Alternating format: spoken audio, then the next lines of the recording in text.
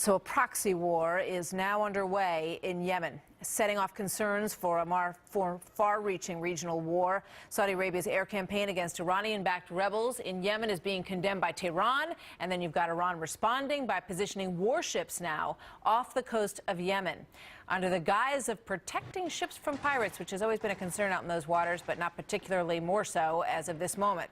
And now the countries are lobbying Pakistan to join in as well. So to sort this out for us, Gillian Turner, former White House National Security Council staffer under both President Bush and President Obama, and a Fox News contributor. Gillian, welcome. Good to have you back today. Thanks. So you've got a proxy war going on in Yemen right now because the Houthis are backed by Iran, and Saudi Arabia does not want Iran to have a far-reaching influence over the country of Yemen, which is all across their southern border there. So is this a larger proxy war that could draw us in as well? It's absolutely poised to become a spectacular proxy war between Iran's Shia and Saudi Arabia's Sunni. You know, the national government of Yemen collapsed in January, and since that time, chaos has reigned supreme inside the country.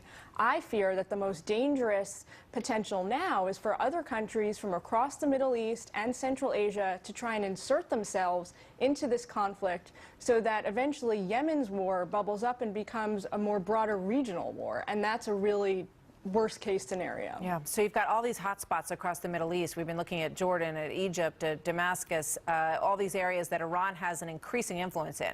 So they want to have an increasing influence in Yemen, it appears, as well, and they've been supporting the Houthis there. Now, we had been sort of staying on the back burner with all of this, and the thinking is that it's because we wanted to get this Iran nuclear deal. But in this case, are we hopping over to the Sunni side of this equation and supporting Saudi Arabia, and how actively are we doing that?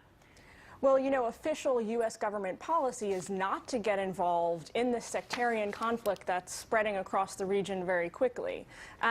Behind the scenes, the United States has been tacitly working with Saudi Arabia and the other Gulf members of the GCC to try and implement objectives that we feel are in our best national security interests. What those interests are is to push back the Houthi insurgency that's taken over the government and to reinstate what the United States views as Yemen's legitimate, nationally elected government that was pushed out a few months ago. Yeah, so we're doing that by basically working as advisors and also supplying weapons to Saudi Arabia as well, are we not? Yep, supplying weapons, I believe lethal and non, providing intelligence, amping up intelligence coordination, amping up financial assistance to the Gulf countries that are members in the GCC.